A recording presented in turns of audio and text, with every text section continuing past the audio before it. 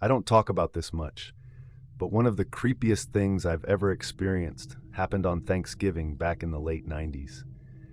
It's one of those memories that still disturbs me even as I got older, and I've never looked at Thanksgiving the same way again. I was around 10 years old, sitting in the back seat of my parents' '94 Ford Taurus, playing Pokemon Blue on my Game Boy Color. You know, the clunky, transparent purple one that lit up your whole face in that sickly green glow. Outside the window, everything looked brown and cold, leaves blowing across the two-lane road, half-frozen puddles reflecting the gray sky. It was a long drive to my grandparents' house, and all I had to keep me entertained was my Game Boy and the sound of my dad's static-filled country radio. When we finally pulled up, I saw all the familiar cars in the driveway: my aunt's old Aerostar minivan, my grandparents' big Crown Victoria, and my uncle's beat-up pickup. From the second I stepped inside, it felt like every 90s Thanksgiving ever. Macy's parade playing on the boxy tube TV, cousins sitting on the living room floor playing Mario Kart on the Super Nintendo, the smell of turkey and my grandma's sage stuffing filling the house. It was warm, loud, and exactly how I remembered every Thanksgiving being. But that year, something was different. It started when my Uncle Ron gathered all of us kids into the living room while the adults were still finishing up in the kitchen. Uncle Ron was the kind of guy who loved to mess with us, always cracking jokes, always telling exaggerated hunting stories. But that Thanksgiving he had a strange energy about him. A little too serious, a little too focused. He waited until we were all sitting, me, my cousin Peter, and my younger cousins Danielle and Marcus, before lowering his voice. "You kids ever hear about the Wishbone Collector?" he asked. We all shook our heads. Uncle Ron leaned back, the springs creaking under him. "Old Thanksgiving legend. Folks around here used to whisper about it when I was your age." I remember laughing. "What, like the boogeyman, but he really likes turkey?" But Uncle Ron didn't laugh.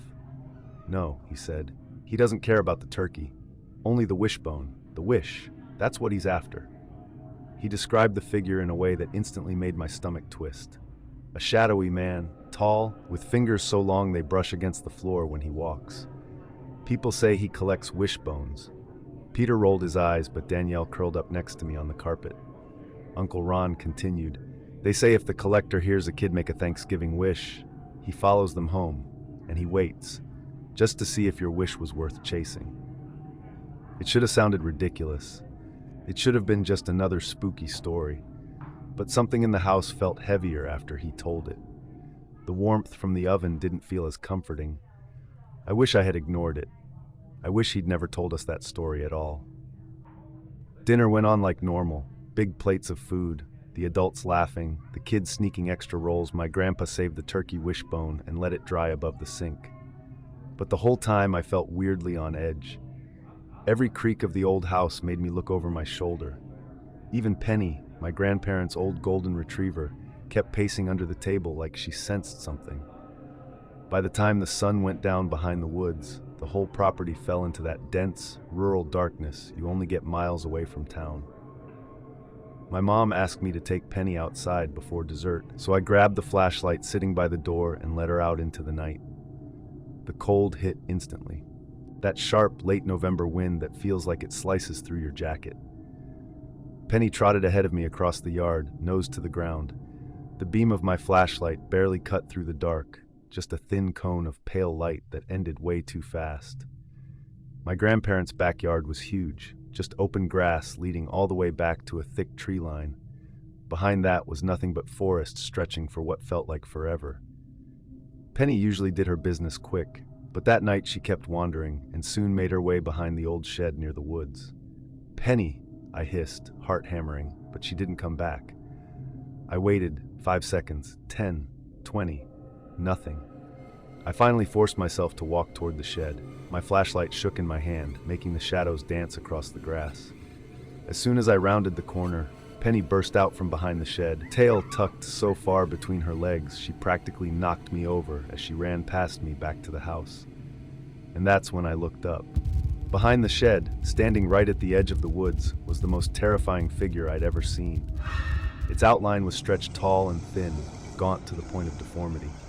The clothes hanging from it looked like they were stitched from strips of dried sinew and brittle, yellowed cloth, almost like burial shrouds. But the hands, God, the hands, they dangled almost to its knees. Each finger was impossibly long, 18 inches at least, thin and bony, ending in curved, pale nails that looked like old keratin. The hands twitched and flexed constantly, like they were testing the air or waiting to snap something. Where its face should have been, where any face should be, was only a smooth, gray surface. No eyes, no mouth, no expression. The flashlight slipped from my hand. Penny whimpered behind me. I bolted for the house. I ran so hard I thought my lungs were going to burst.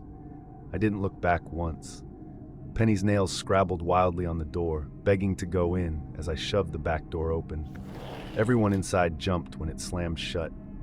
I was shaking so badly I couldn't even speak at first.